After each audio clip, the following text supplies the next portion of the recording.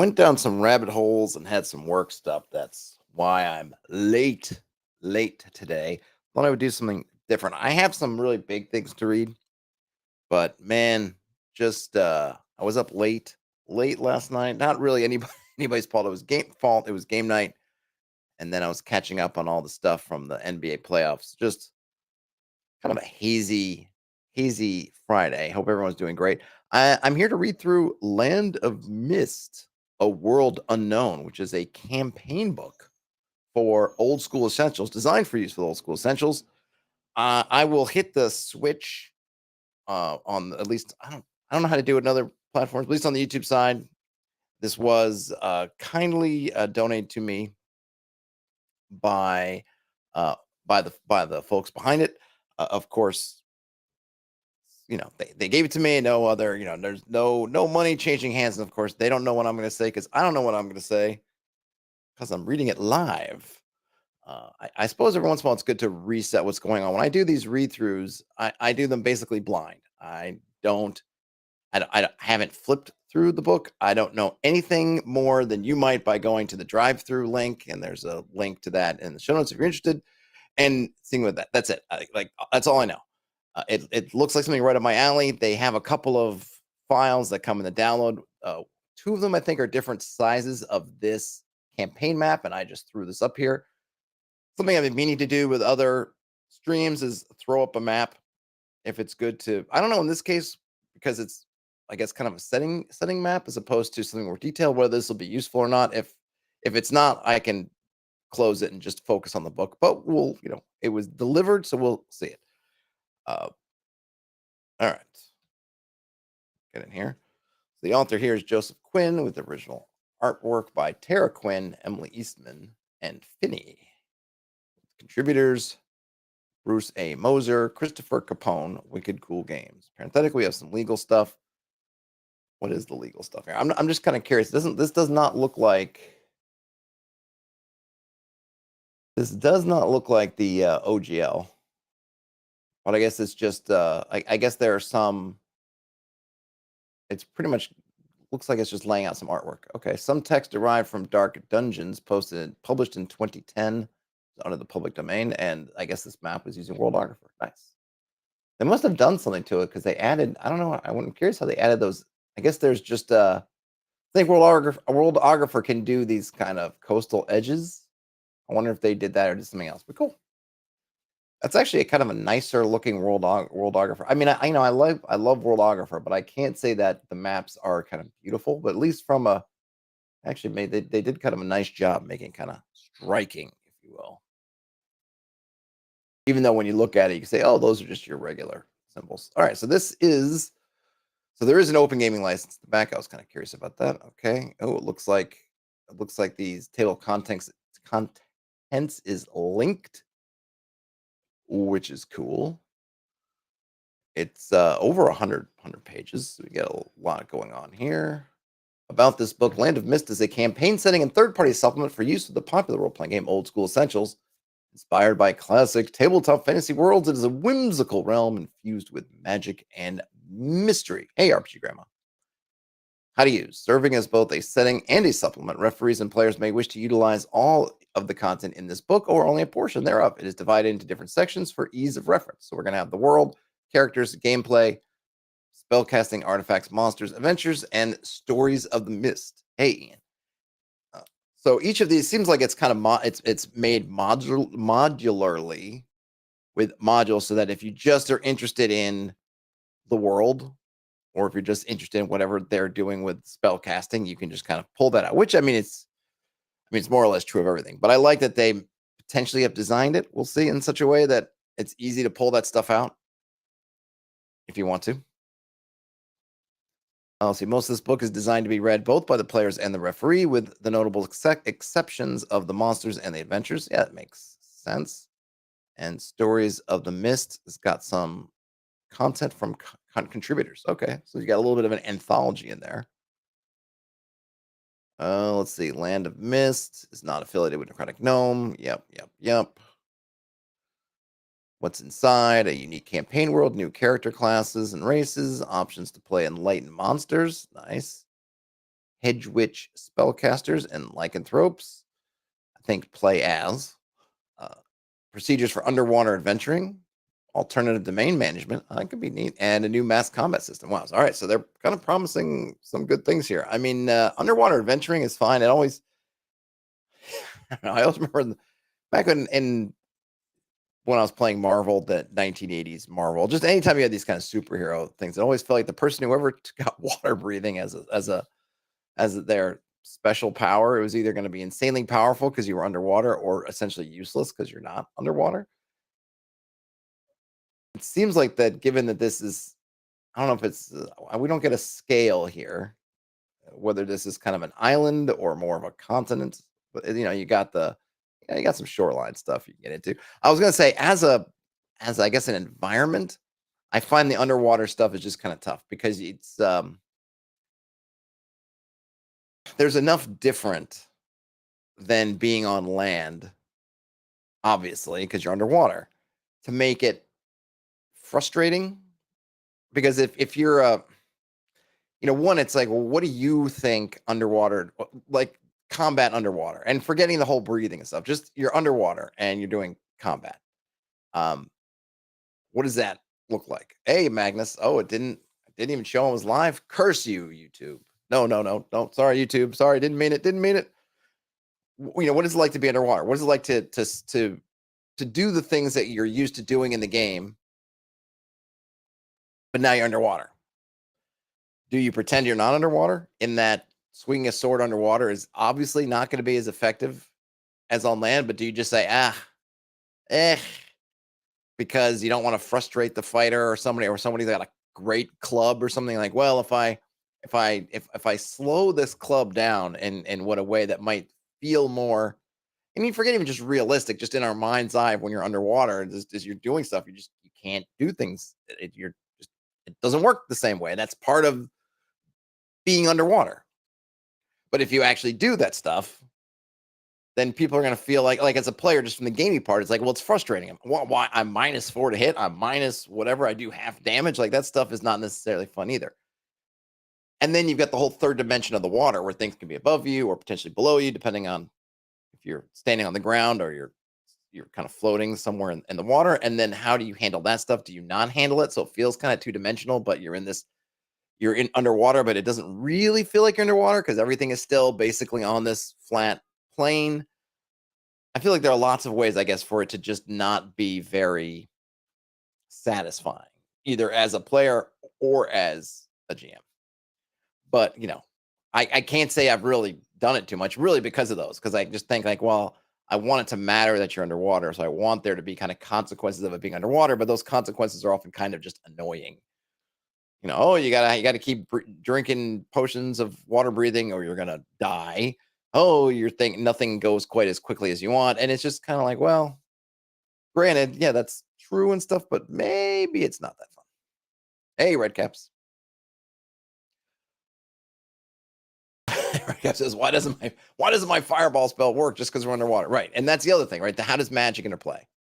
How does fireball work underwater? Does it not work because it's fire and water? And yeah, of course. Or is it like, well, it's MF, or it's magic fire. I'm not lighting a match. I'm doing a spell.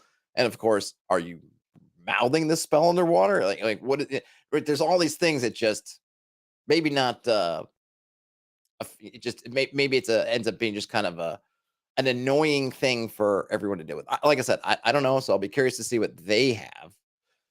RPG Grandma says underwater is a huge difference in environment and thus what can and cannot be done. Yes, but that's kind of my point, I guess, is that all true, but is it fun? Is it one of those things that there are always reasons, like, yes, but then you just want to kind of have an interlude, something like you have to go through an underwater section to get into some kind of Atlantean submerged zone. But in that, once you get into the Atlantean collapsed Atlantean city, there's a convenient air bubble, in which case you can go back to kind of playing like normal, right? Because otherwise, I don't know. Like I said, I've never really tried. I'm going to be curious as to what if they offer anything says quarter damage, roll save for 1/8 damage. I mean, but just think of what that does to a fight with just anything. That's the other thing is the game parts. It just becomes like, yes, this is more in line with being underwater, but now everything's just become a tremendous slog. I don't know. It would be interesting to see if someone's really delved into it and done it in a way that's satisfying and that it being underwater and not turning everything into like the kind of situation where just no one wants to be underwater. Oh, forget it. Not going because I don't want to do that. Right. I'm a fighter. I've got this thing like, nope, I don't want to do a quarter damage to whatever this thing is I'm fighting. Nope, nope, nope, nope, nope. Especially when the monsters you might be fighting are ones that are, oh no, this is a water giant, and therefore its club's got little holes in it and stuff, and there are propellers, and like so they're doing normal damage, but you're doing an eighth damage. It's like yeah, why do I want to do that? I don't.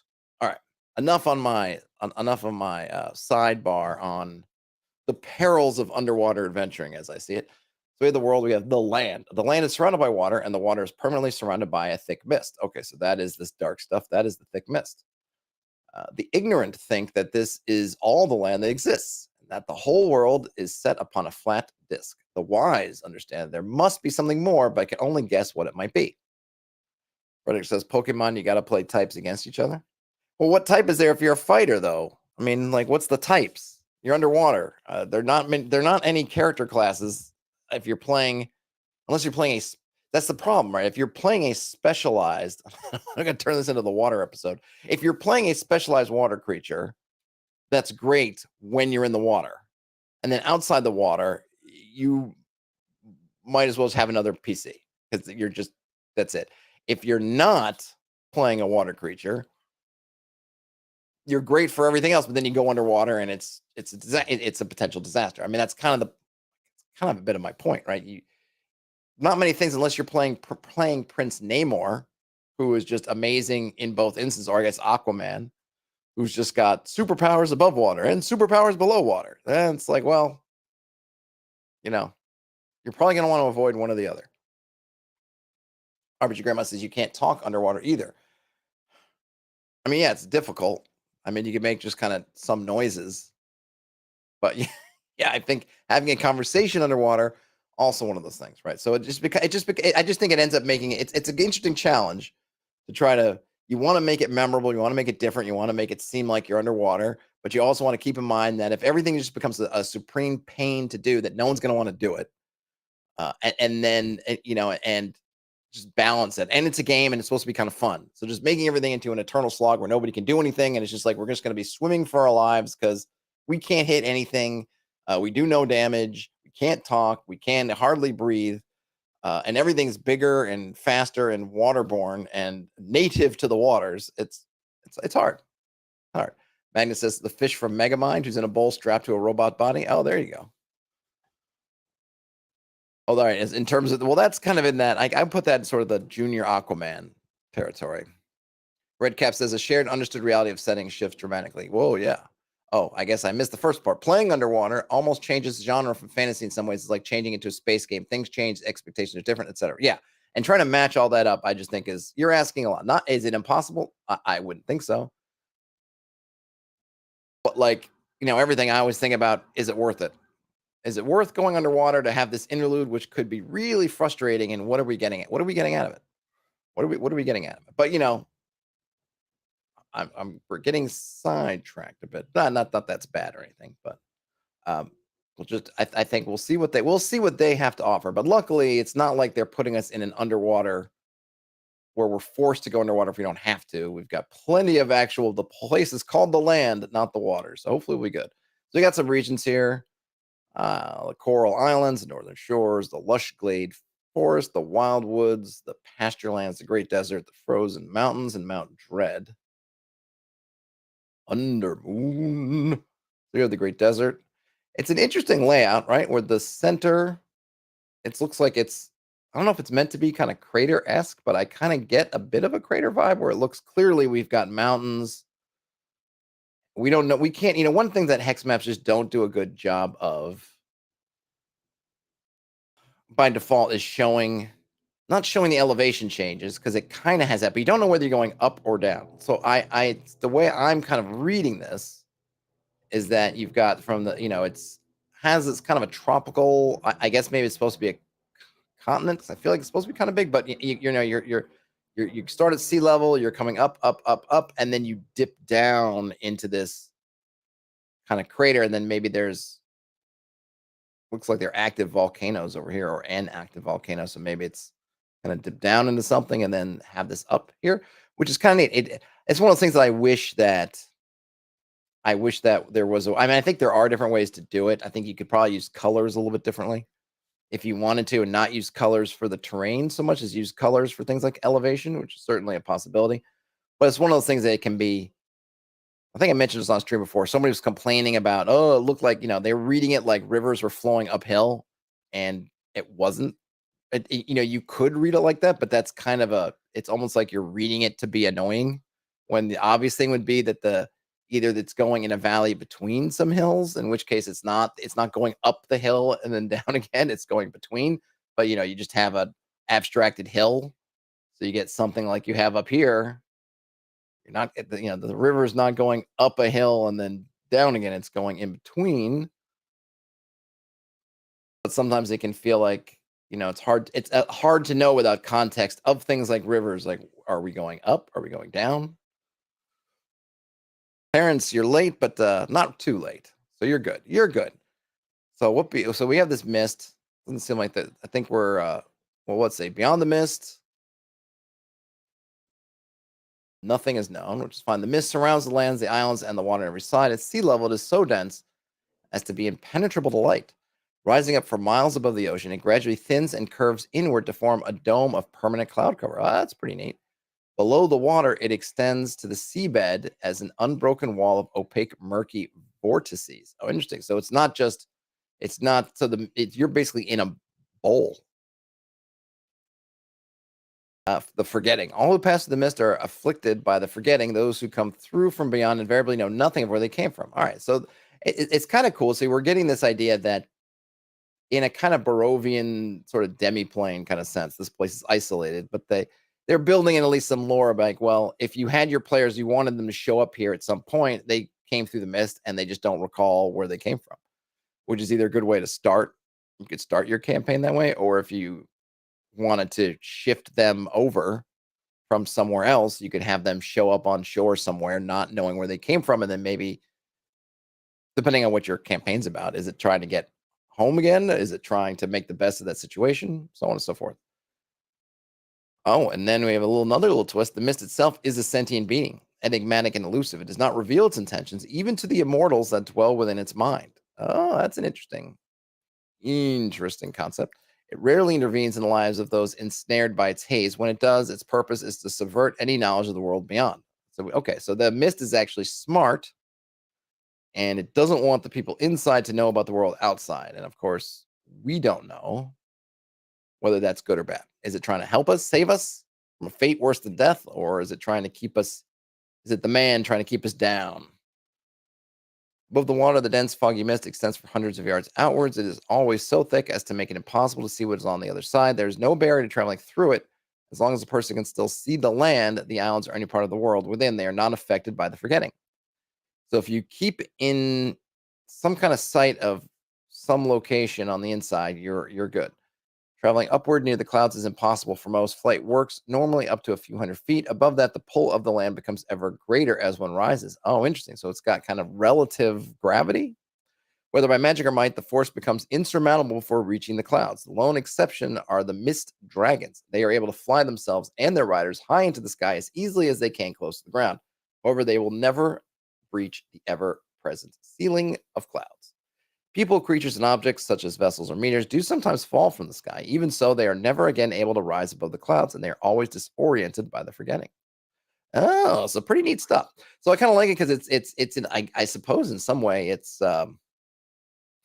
it's basically trying to answer at least a lot of the questions that might come up. Well, can I just fly over it? Nope, you can't. Here's what happens. Can I just swim through? Nope. Can I go underwater? Nope. Whether they will posit in here somewhere what you can do to get through the mist or not, but at least the most obvious answers, the obvious thing someone might do if you're going to be kind of I don't know, almost like gamer player mode, where they're like, oh yeah, can't get through the mist, watch me, human catapult, cha-ching, can I do a Can I launch myself out of a cannon? Hot air balloon like the Wizard of Oz? It's like those, at least the simpler ones. It's like, yeah, you can try, but here's what's going to happen. And as the GM, I don't have to try to figure out or let it happen. It's like, oh yeah, gravity's going to pull you down. Terrence says Mist is really going to bedevil wizards who travel with a lot of history books and travel guides. That's true. But do any wizards travel with that stuff?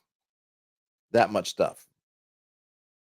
But yeah, that'd be interesting, And the other thing is, being that the mist is intelligent, the mist is intelligent, it could potentially scramble, mess up, or do things, or like it would be kind of a fun thing if you had that. Let's say you did have a wizard who was a player, and maybe they just that's their background, right? Traveling, they got diaries, they got travel logs, all this stuff, and they end up in the mist, coming through the mist, right? Because that's what's happening, because we're starting here in the land, and they're on the shore somewhere, and they came through the mist, and we're explaining the forgetting, and they go, aha, I look at my diaries, surely they would tell me, and they're all blank, or they're all like just smudged and destroyed by water.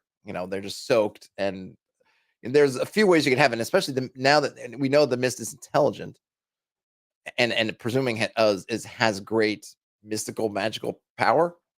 It could just be like, yeah, those things are gone, or even just oh yeah, those things, yeah, it's all terribly, terribly smudged. RPG Grams says players are always going crazy, Ivan. One ping only. Yes. All right. So we have peoples of the mist. The native peoples of the land of mist are collectively known as mistlings, and those who arrive through the fog are known as the found. Humans are the most numerous of the mistlings and share the world with elves, dwarves, halflings, and numerous other demi-humans. The found are usually greeted by sea elves or other ocean dwellers, as most of them arrive through the mist over the water. Some also occasionally emerge from the sky, but whether by dragon or airship, the unforgiving pull of the land tends to bring them crashing down. That makes sense. Redcap says gravity being stronger the higher you go would make that fall damage multiplier brutal. D6 per 10 feet up to 100. Then yeah, you could. I don't know that I'd be so mean. I mean, if they're that high anyway, does it make much of a difference? If you're hundreds of, I don't know, whatever they say, 100 feet up, so you're already at 10d6 or something, I'm probably not gonna do that. But you could if you want to. I feel like either, I mean, I guess it really would come down to, do you feel like your players are going to abuse that somehow? Otherwise, I would just give them the normal damage. But yes, you could totally scale it up. You definitely have the backing of the fiction, the background to say, yep, the gravity's getting heavier, so you really get slammed hard. But I don't know if I'd bother. So we got some human communities. You have the arcane Kabbalists. I guess we could call them factions. They're devoted subjects of the Archmage of the Dark Order. The Cosmopolitans. These are citizens of large cities across the land. Desert nomads, iceborne berserkers, jungle warriors, mariners, pastoralists, pyramid builders, and royalists. Take it easy, RPG Grandma. Thanks for hanging out for a few minutes before work. These are interesting because they're not. It's the way they're kind of laid out. It's not like we don't have a sense of kingdoms or, what do I say, geographical organizations, because cosmopolitans are just citizens of large cities. It's almost like types. I was gonna say factions, but cosmopolitan, like I would imagine, isn't a faction. I mean, maybe or maybe they'll go into individual cities. They also don't seem to be listed on this map. There is 2 maps, and I pulled out this one because it's the smaller one, thinking it would be enough. But maybe I would need the other map, because we don't know where we don't have the cities listed on here. It doesn't look like. Jungle Wars is in the jungles. Mariners obviously are folks on the waters. Pastoralists are horse riders. So it's kind of an interesting way they're grouped together.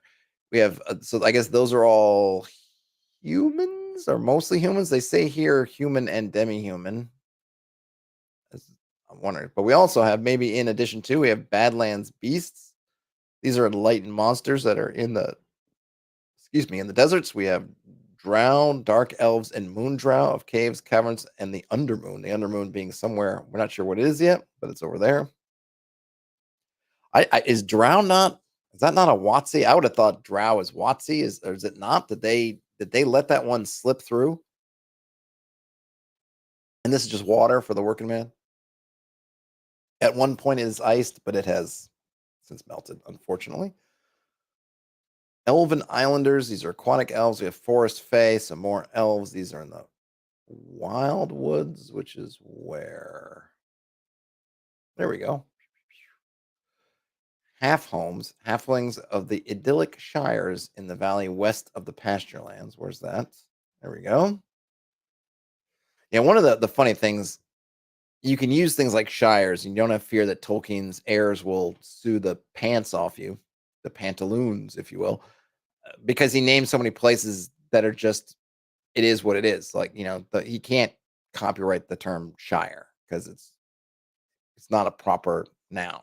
And there's a lot of those in Tolkien's works. I think he had a lot of fun naming things like that, but it does mean, I guess, I'm sure he didn't care. But you can get away with having, like, the Shire or a Shire because, yeah, Shires existed. They are a thing, regardless of Tolkien. Mountain dwarves, clans of dwarves that lived within the mountain stone. Southern beastfolk, fishers, and fur trappers of the frozen mountains that were down here. And then we warriors, Bittle tribes people of the lush glade forest. I don't know what Bittle means. Big, little. Hey,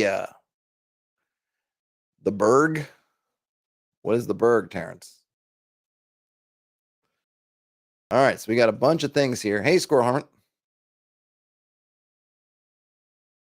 Magic in the mist. All right, so we're gonna have some magic. Is it working differently? Magic pervades every corner of the land of mist. Spellcasters are common, as are their works. Runes, artifacts, and enchantments are plentiful.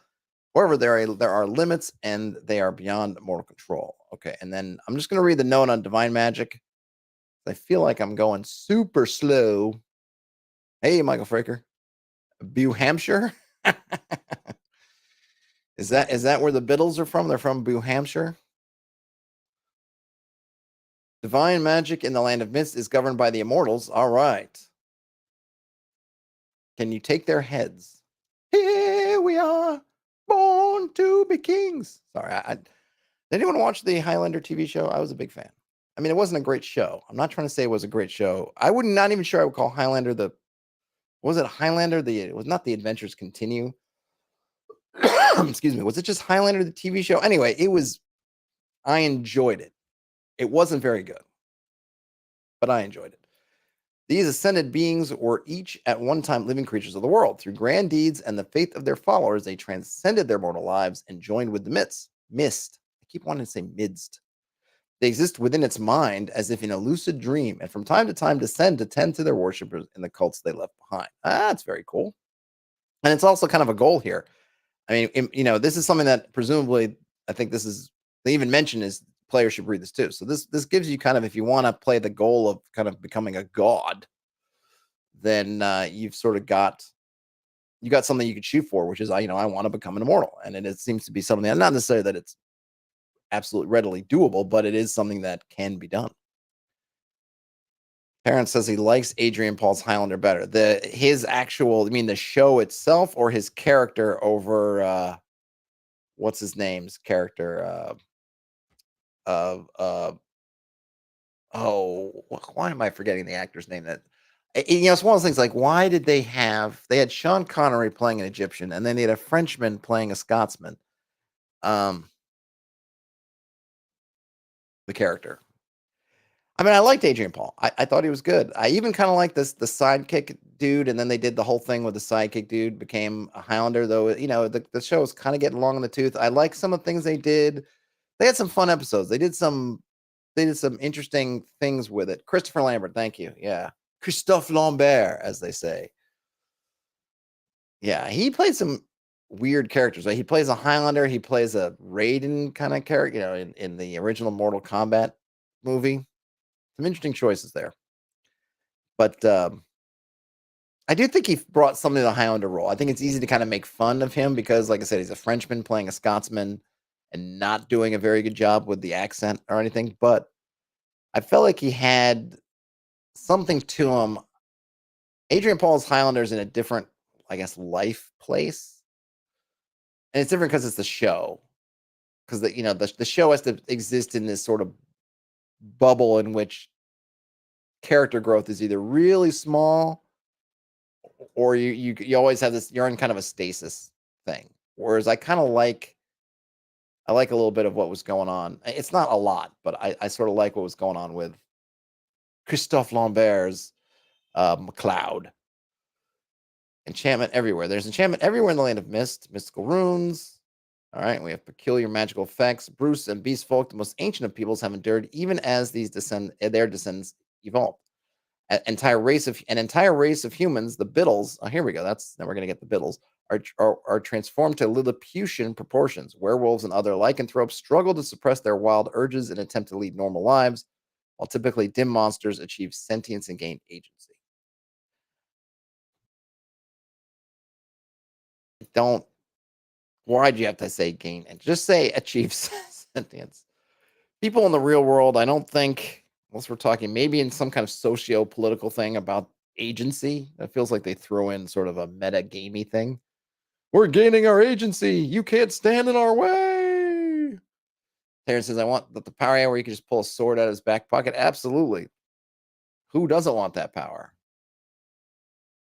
I mean, what about the Kurgan where you can commit all these crimes and be and have such a distinctive look, and yet you can make yourself look even weirder, and somehow nobody thinks the NYPD apparently can't get a track on you because you did some weird mohawk thing, even though you're 8 feet tall or whatever the Kurgan's supposed to be. But no, it couldn't be that guy. It's got to be a different 8 foot tall maniac.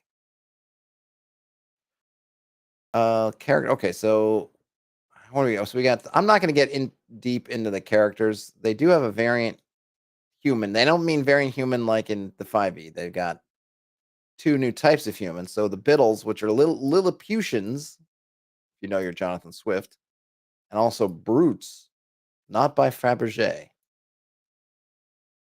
They all have special requirements for generating ability scores. All right, so I'm kind of curious to what those are. We've got Enlightened monsters, Hedge Witch spellcasters, lycanthropes, cults. Membership in one of the various cults is common in Land of Mist. Cults are established by the Immortals and are attuned with their alignment. Any character may be created as a member of a cult, or they may join one at a later time. It is required that divine spellcasters in Land of Mist belong to a cult, as this is how religion is practiced. Oh, that's neat. I mean, it's not really. I say it's neat, but oftentimes in games, I'm hoping that the cults will have more of a active or be active in the world as a not just as a mechanism, but just as a thing. As often, frankly, the relation of a cleric character and the temples or churches or whatever associated, or really anything associated with a religious order, is usually like non-existent.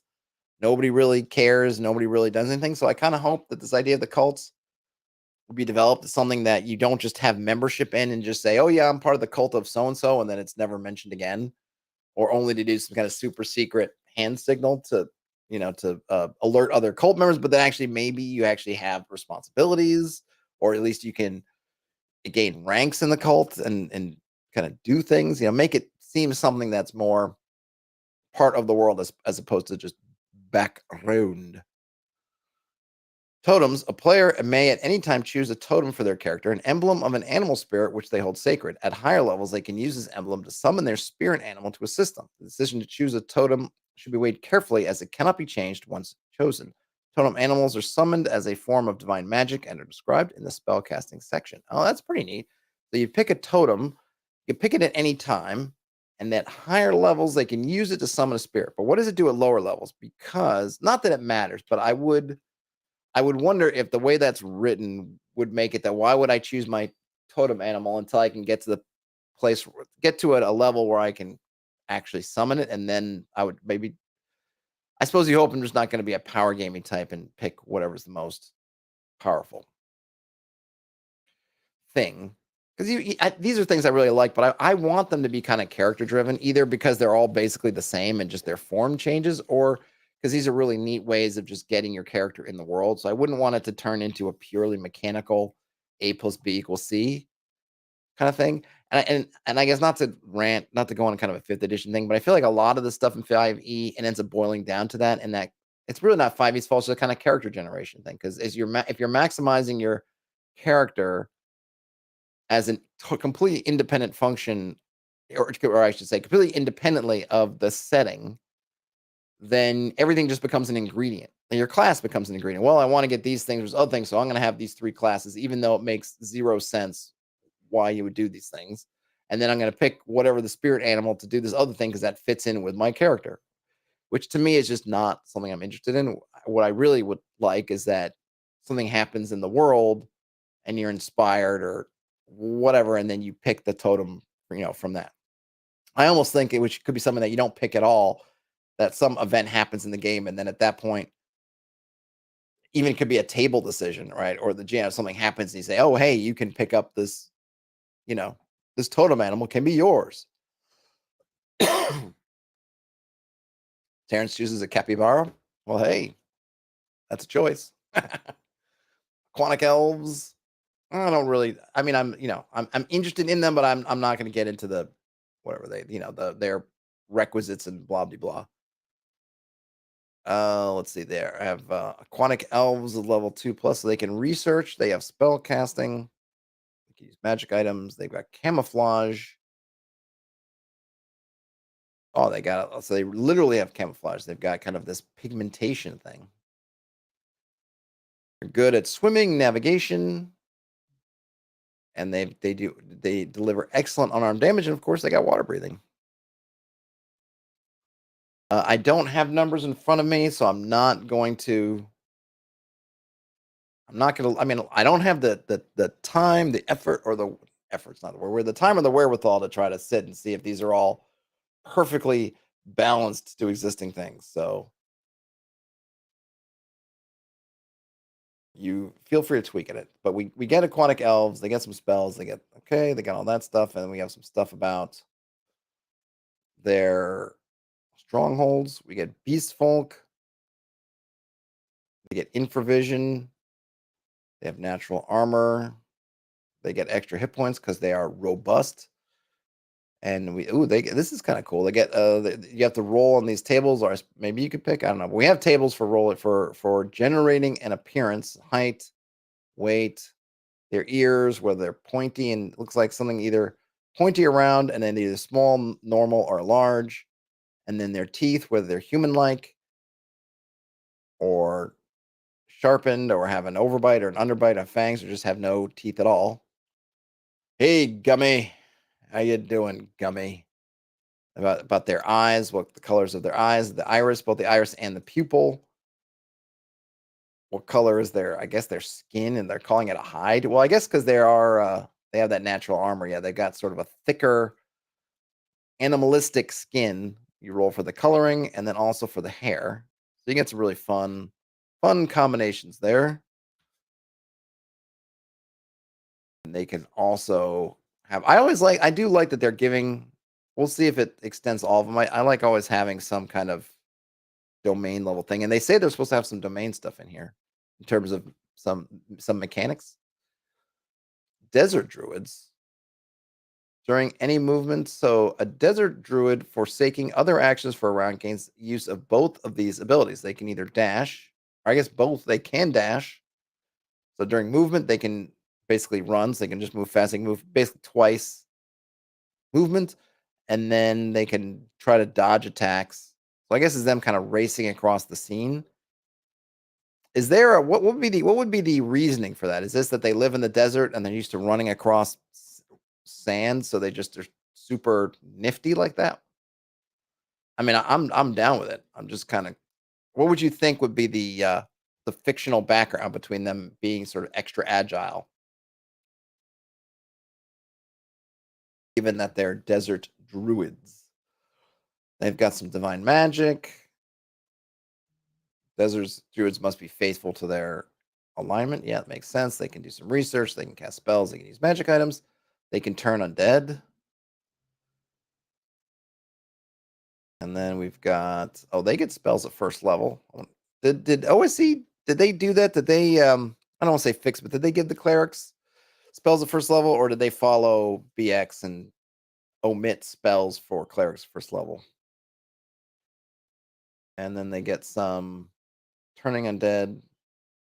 One thing I was talking to Daniel about this yesterday, aka Bandit's Keep, and one of the thing that, and I don't know if it's an OSE, but in BX, if you go look at the turn undead table, and I guess I do have the book in front of me. I'm just going to verify in case I say something and someone's going to say, "You are wrong. You are wrong, sir. You are dead wrong." Okay, no, I'm not wrong. So if you go to BX and you look at the turntable, it does not say hit dice, monster hit dice. What it actually has is the names of the undead. Now, those names match up pretty much exactly with the monster hit dice. It's interesting, in fact, whether they did it purposefully or just has the way it turned out or somewhere in between, that you go, skeleton, zombie, ghoul, whatever's next. Is it Gould and Ghast? Is there something else? I'm going to look at it again. That it just so happens to go in kind of HD order. So you get the same kind of progression. Okay, so they go skeleton, zombie, ghoul, white, wraith here.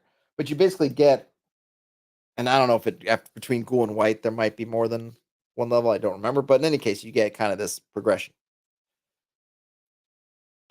But by giving you the monster names as opposed to the hit dice, it what would I say it does?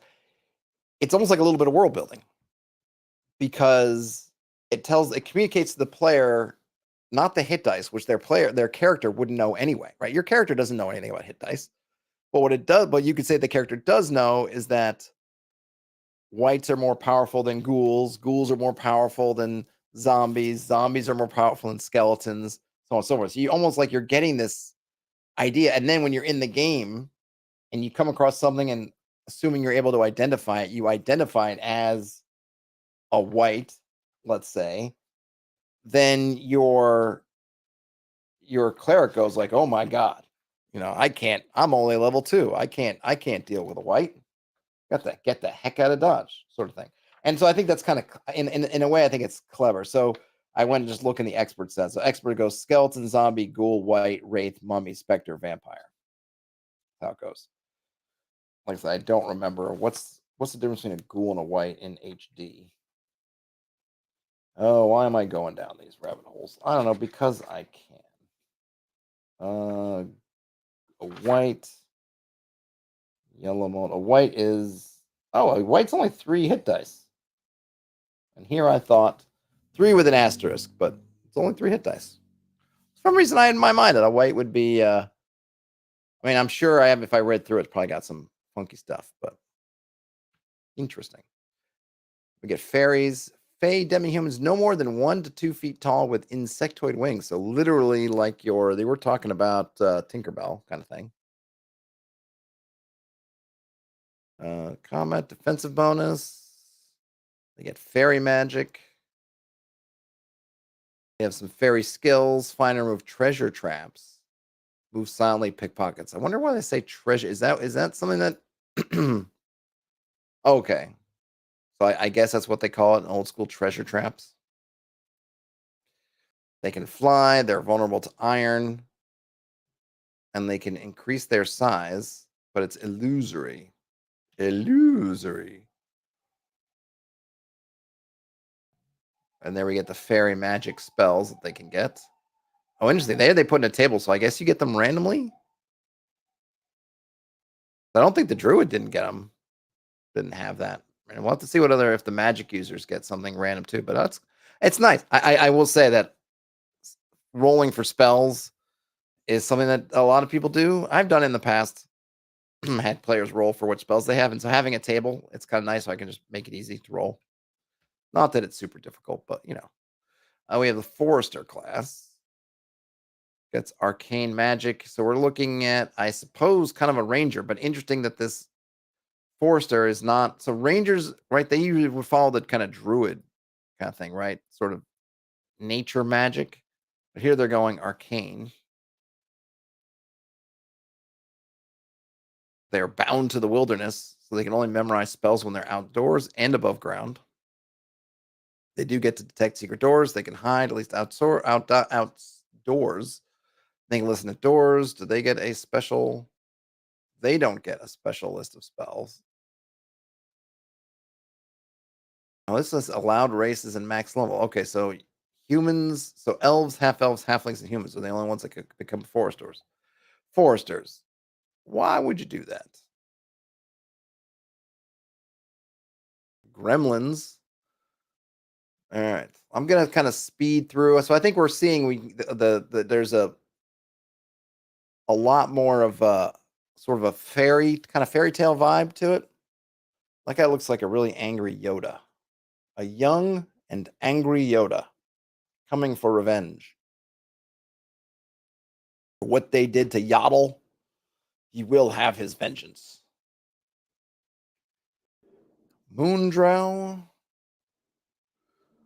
Cure lycanthropy. Moondrow can cure lycanthropy in the same manner as cure disease. Oh, nice. It says, oh, as a cure disease spell cast before the transformation is complete. Does that mean, can they do it at any time? Moondrow. Shamans. A mystic. These are warriors who have undergone intense physical and mental training to unlock their inner potential. Sounds a little bit like, what are those guys? Witchers, maybe? Or Jedi. Still haven't played those games, those Witcher games. I definitely haven't read the books. Oh, wait a minute. I missed. What's a rake? Swashbuckler. Okay, so they get some bonus to charm. Well, no, sorry. It's called charm. They get a bonus to reaction rolls and loyalty checks.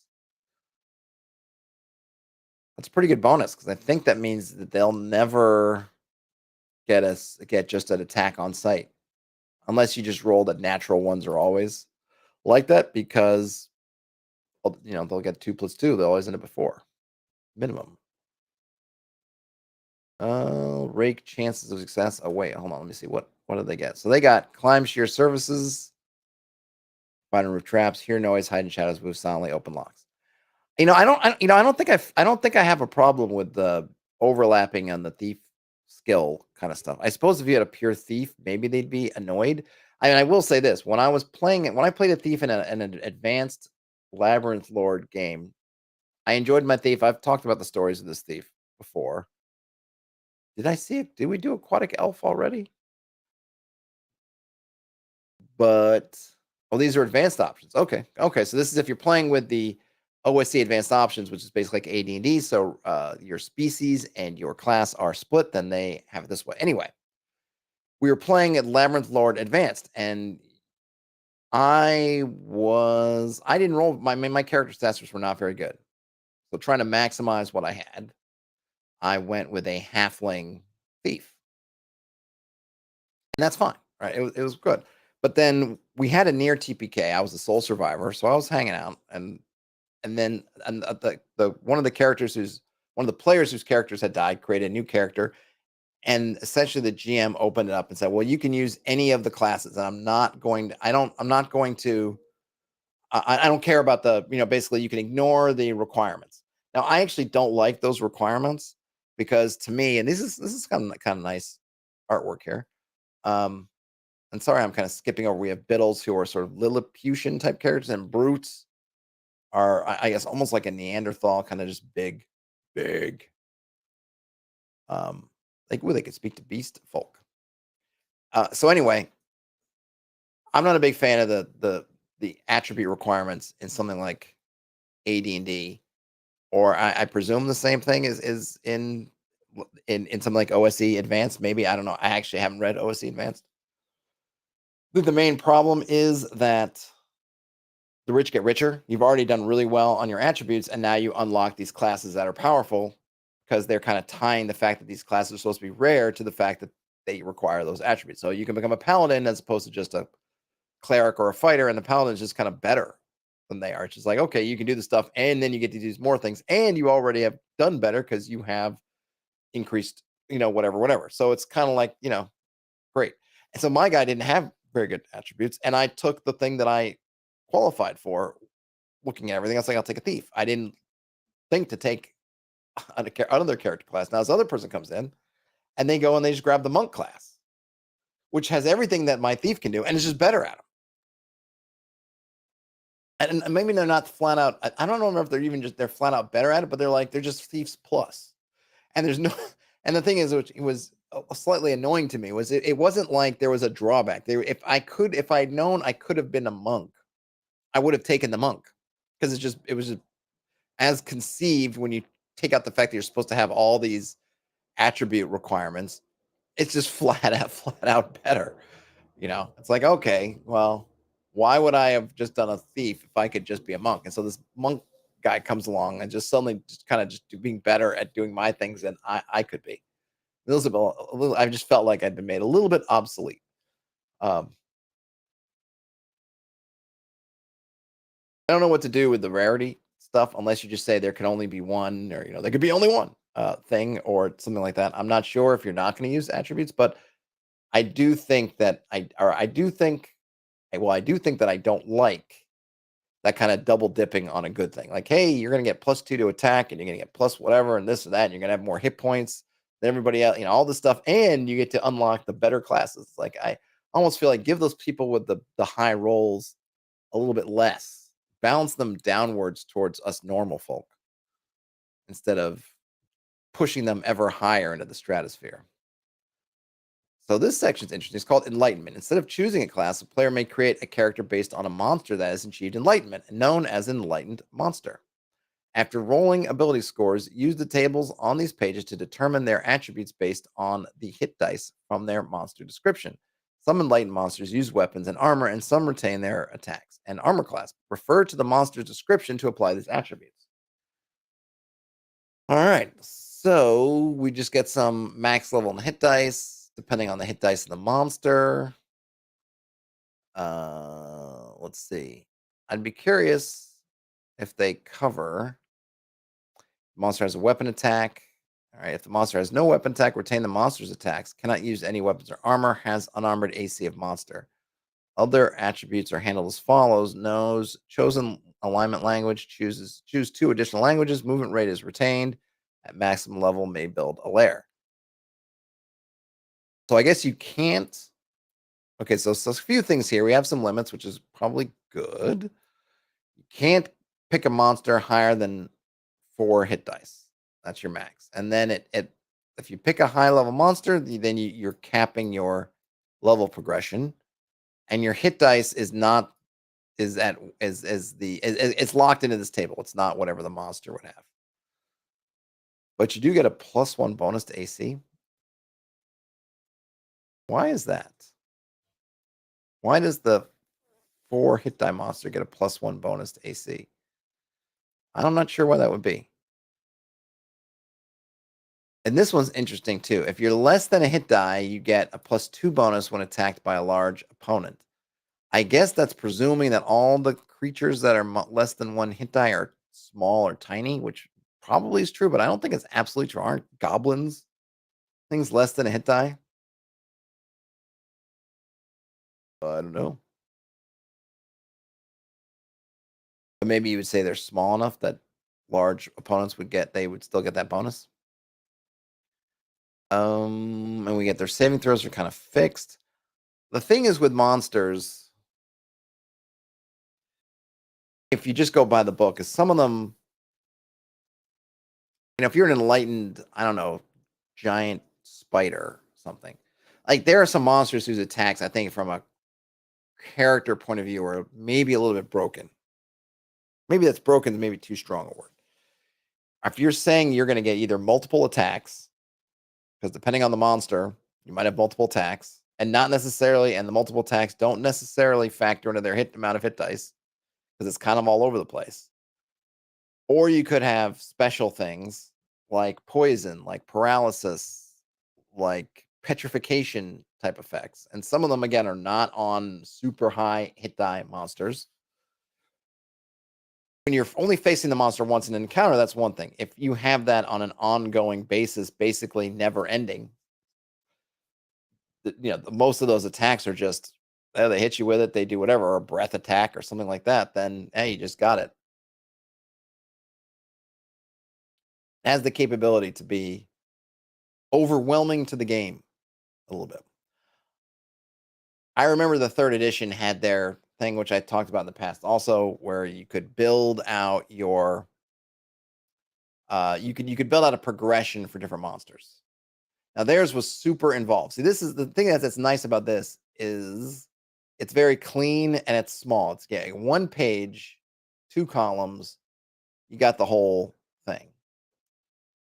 But it doesn't solve the issue of the fact that I could probably find some monsters that are low hit dice but kind of have high uh a if I just wanted to maximize stuff, I could find certainly I think when I get up to 3 or 4 hit dice, I could find a critter that could be pretty darn strong. And so if and it's kind of how do you moderate those some of those abilities. The third edition way, which is I think is what in the white box what Gygax seems to suggest, though he doesn't give any examples, unfortunately, so we don't know, is that you would do is you'd have some kind of progression where you kind of gain at the end of it, you end up with you are the monster or the monster equivalent. And this is what the third edition or 3.5 they had their bit. One of the examples was they had a Minotaur, and the Minotaur, I think, in third edition, I'm not positive, maybe it's like a seven CR7 or 7 hit dice or level 7 monster. So what would happen is you would go through and you kind of figure out how these unlocks these Minotaur abilities, and by the time you reached 7th level, you'd be a Minotaur. And then, it's third edition, so you could then, if you wanted to keep progressing in something, you would stop your Minotaur progression and you would just have pick up a levels in fighter or whatever, right? And so you just kind of figure out how those scale. So you might maybe start off with a gore attack, but you don't get something else, or you start off with, you could figure out, you could try to, as the GM, I think, figure out when it makes sense for certain abilities to come into play. This one, they give a much simpler progression, and it does look like they are giving you some scaling up. So obviously, that 4 HD monster needs a fair amount of experience to go from to 9th level, but you know, I guess ultimately, right? High trust. You're going to work with the players. They're not going to pick something crazy. Like I'm trying to think, like a cockatrice or something. Oh, I've got petrifying gaze, and I'm only 2 hit dice, but I'm like 2 hit dice star because I'm super strong.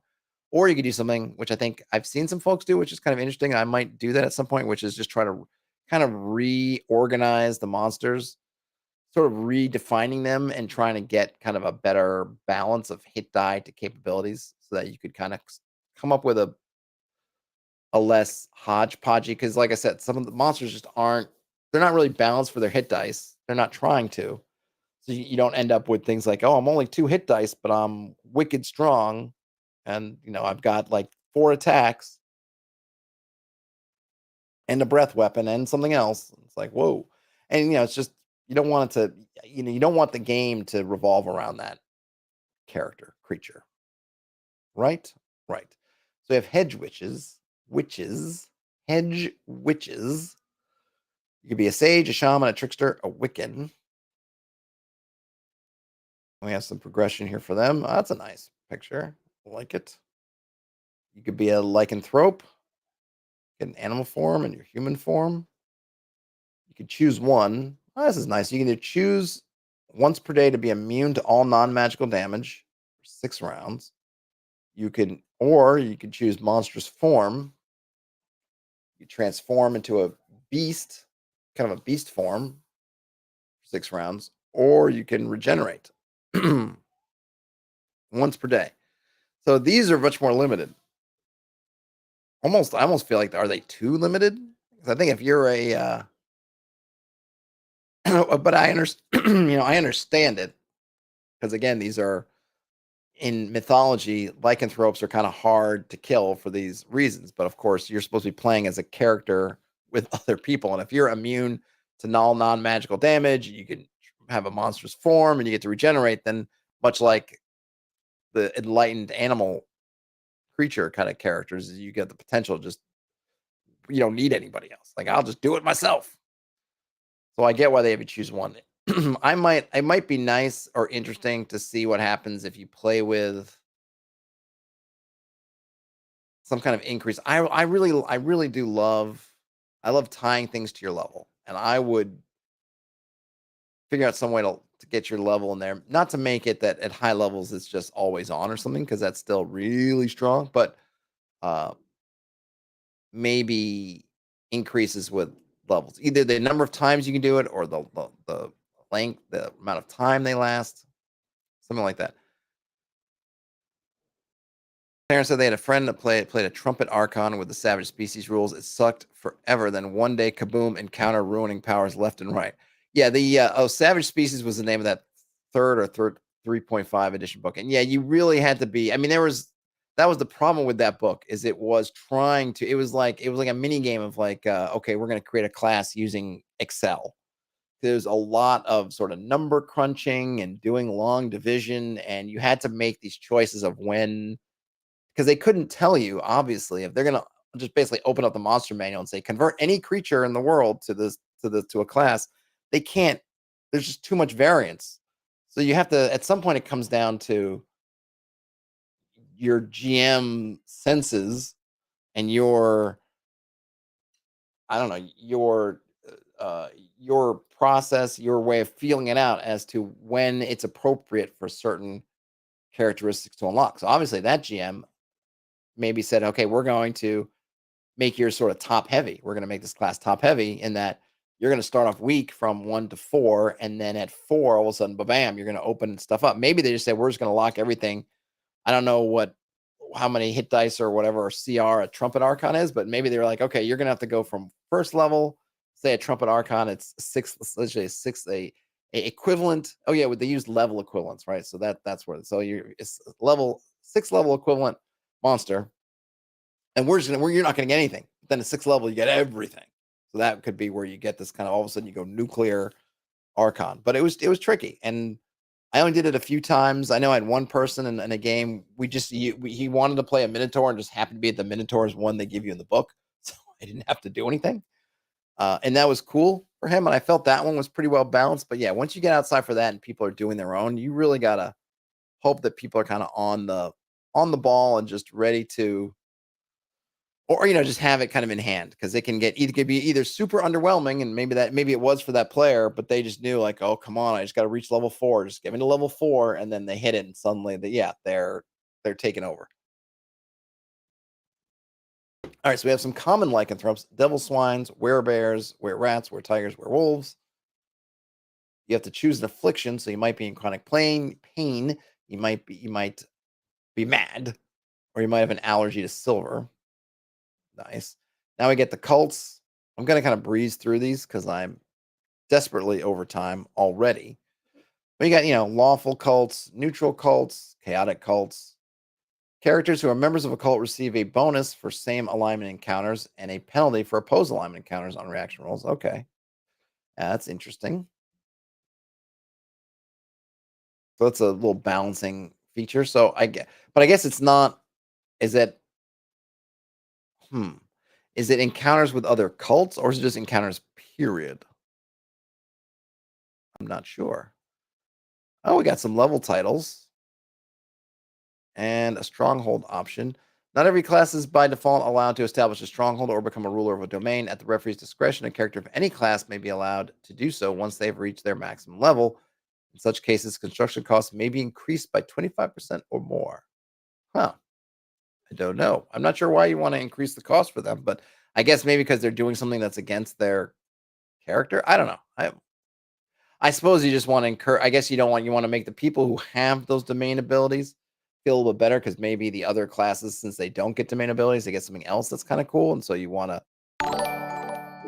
kind of double dip. Hey, runs with monsters. Thanks for the sub. Terrence says the problem was that this is going back to the trumpet archon. The problem was that they had a set of rolled PC stats and grew into angel stat bonus, so all their power DCs were jacked to the moon. I'm not sure that they're supposed to do that. Well, no, they did have something where you could. I'm sorry, that's not true. you did get something. You were supposed to convert kind of the stats into some kind of bonus thing, I think. Didn't I do Savage Species once on the channel? I'll have to go back and look at it again.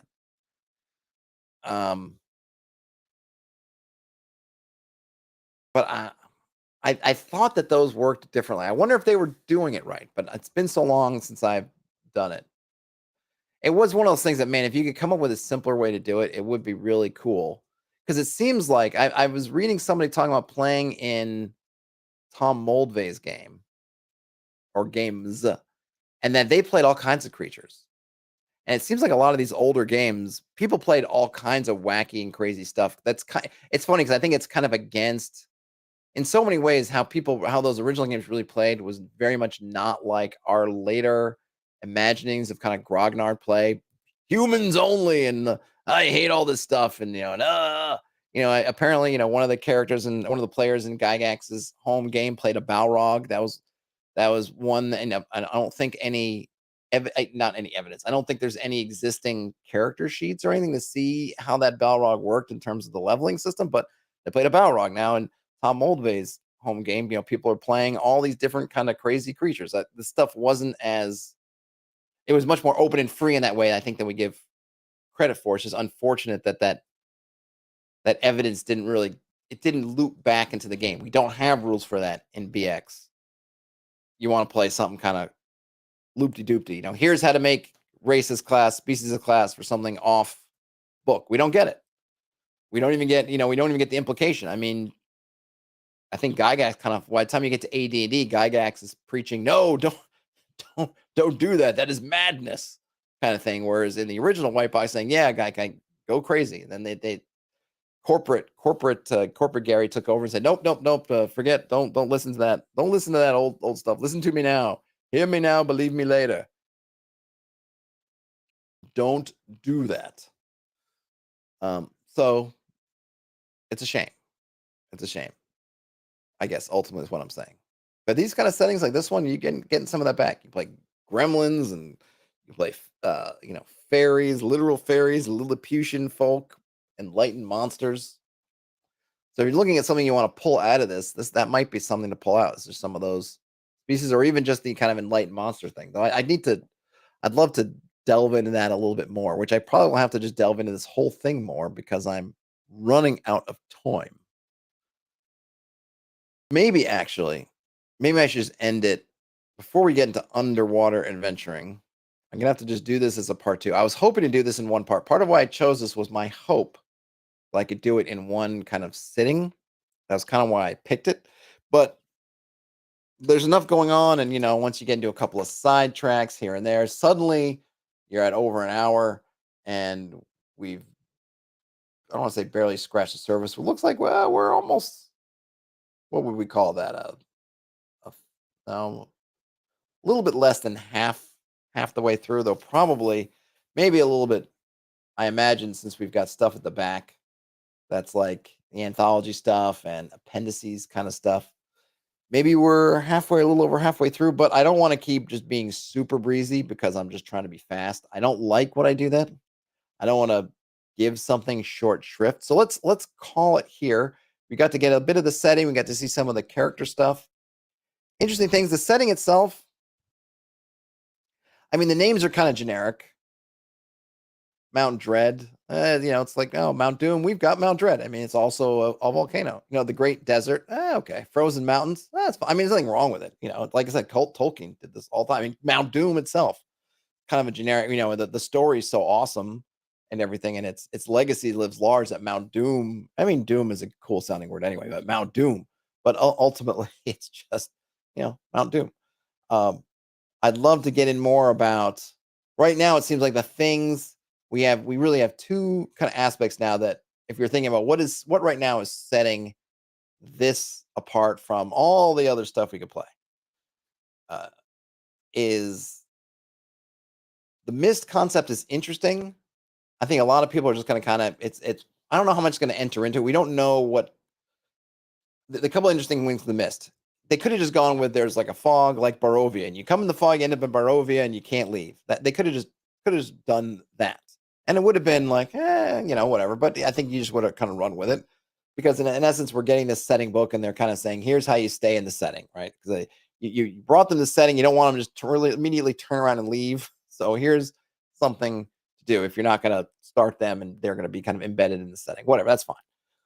But they took it a little bit above me. I made it a little bit different, which is cool. I don't know. We don't know yet if it's going to have much of an impact day to day, or is it just like they know certain things about the mist, or if they're not, they're told these things about the mist, and it just becomes okay. Well, we can't leave, and we can't tunnel through it, and we can't swim under it. Fine. That it really it just ends up, well, it's that border out there, and we're playing in here, so who cares? So I'd be interested to know if the mist enters into things more. We have this concept of these immortals, these guys that live in the mist's mind, which is interesting, but I don't know what it means. They live in the mist mind and some kind of dream state thing, but they can come out of the mist's mind. It's interesting, but it seems really esoteric. Does it matter in terms of practically speaking? What does it mean? I don't know. I mean, I feel like they could have gotten away with just saying that the immortals live in the mist and they come out of the mist and do stuff and go back in the mist. But they've specifically talked about the mind of the mist. Don't know if it's going to make so much of a difference or not, and we don't know if the immortals are more going to be more practically involved in the goings on than say the gods in your average game. But they're there. I like the idea of the enlightened animals. It's something that I think I even may have in my own things called things enlightened animals before. I'd have to check in my notes and stuff. It's a good idea. I like it. Um, I'd be curious to see, let's say how it works.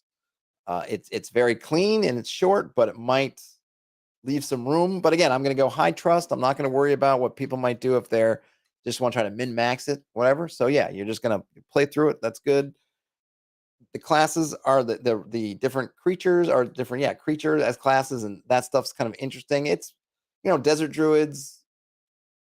I don't know. I mean, I don't know that they feel very druidic to me, but then druid's such a almost like it's a bit like barbarian, a little bit like it's kind of a very just hazy term that I don't think necessarily means too much other than what we've created. I mean, I just feel like our ideas of druids are basically what D&D has given us. There's no reason why you couldn't have druids of the desert, but didn't I don't know that I necessarily felt like the desert druids felt like druids of the desert. That's kind of more the names.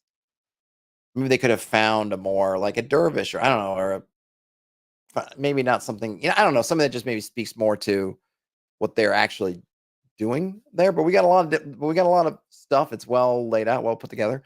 And like I said, I'll be curious to see, how they evolve or what more they do with this. But certainly it seems like at the moment I would say pretty comfortable saying that if this stuff appeals to you, you could take the OSE, even just the OSE basic rules, grab this PDF, and we have to see what kind of stuff they have in terms of if they get deeper into the setting.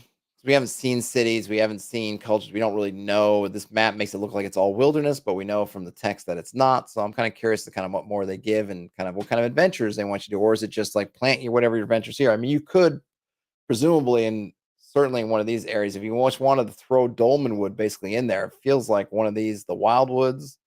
Seems like you could toss all your Dolmen Wood in there. If you loved this setting, but you wanted material, you could probably throw it in there. It looks like we have pretty much all the biomes accounted for. So if you need woods, if you need jungles, if you want deserts, you got mountains. Do we have swamps? I'm sure there's swamps somewhere here. Got kind of your Shire area. So you got pretty much anything you want. Anything you want to throw in here, you pretty much have a spot for. Terrence says, I think savage species tried to kludge their unified system into something barely workable rather than just do more sensible thing of straight up rebuilds that would have been more balanced. Yeah, Terrence, but it was supposed to be a source book that was supposed to work with everything else they've done. So there was no way they were going to rebalance everything. I mean, that's the idea was kind of like you could take whatever your existing monster manuals, third edition, obviously, and then do the stuff yourself. So they weren't going to take Monster Manual 1, whatever, however many they had for third edition or whatever, and then do all of that. I mean, obviously, what they needed to do is probably if this was something that they, the ideal thing would have been if they would have, and again, this has nothing to do with Lands of Mist, but it's the topic at hand. You want to bake it in from the start. So have something like Savage Species in mind from the beginning. And then when you put out Monster Manual for third edition, it is balanced to do the things you want to do. And I wonder with this to kind of swing it into Land of Mist, that idea of the enlightened monsters, very cool. But yeah, your BX monsters are not particularly balanced. I don't think Old School Essentials attempts to balance them. I'm not sure what it does, but I think that's probably what I would do. And I know it would be a pain, but I would probably look at it and say, look, if a character, a player comes to me, says, hey, I want to be a monster, or I want to be this enlightened creature, I would say, okay, what creature do you want to be? And I don't know, they say whatever. And I would probably want to have that conversation with them, like, hey, well, what's the thinking behind this? Like, do you love it from a story perspective, just something you've always wanted to play, or are you trying to kind of game it for what it can do? Because, as I would say, is the next thing I'm going to do is I'm going to rebalance this as it should have been. So this thing that has 2 hit dice, but they put the little asterisk next to it because it's got 4 attacks, it's got this or that, and it can fly, and it can, like, okay, we're gonna figure that. That's not really a 2 hit die creature. It was just they were doing things a certain way. I'm gonna do things a different way. And then what I would say is this new, whatever this new thing statistically, that's gonna be the creature going forward for everybody, for my use and then for your purposes, right? And that's kind of how we'll do it. But to say like I'm going to go through and rebalance and redo all the critters in the monster manual on the off chance somebody picks one, like no, thank you. And I definitely wouldn't expect this source book to do it. But they're coming at it from a different way, right? All the monsters are already pre-existing, and now they're trying to add this thing on the top of it. Whereas ideally, you'd have your own bestiary that was balanced in the way that would allow this thing with a minimum of muss and fuss, if it's possible. Because unfortunately, the other thing is, especially when you're picking on these different monsters from different folklores, different things, you're trying to kind of munge them all together, is lots of stuff doesn't really quite fit in the box. How many hit dice do you make a poisonous spider? It's not hard to hit, or whatever. It's not hard to kill, right? But it's got the poison. They would just say 1 or 2 hit dice, asterisk star, because the poison gives it like it's that acknowledgement that the monster is more powerful than its hit dice, but still it's only 2 hit dice. Like, but I think everybody knows who's had characters or been in these encounters. If you lose initiative, you get hit, you get bit, and you lose your save and your 4th level, and it was only 2 hit die or even 1 hit die. That's no comfort to you when you've died of spider poison. Stuff like that. Anywho, thanks for hanging out, folks. For me, it's Friday. As I'm recording this, it's Friday. So if you are watching or listening to this now, have a great weekend. I will continue this. I'm gonna say on Monday. Try to keep it moving. We will continue on with Land of Mist. If you're watching or listening to this at some other occasion, then have a great rest of your day, night, whenever that would be. Game on, everybody. Talk to you later. Bye now.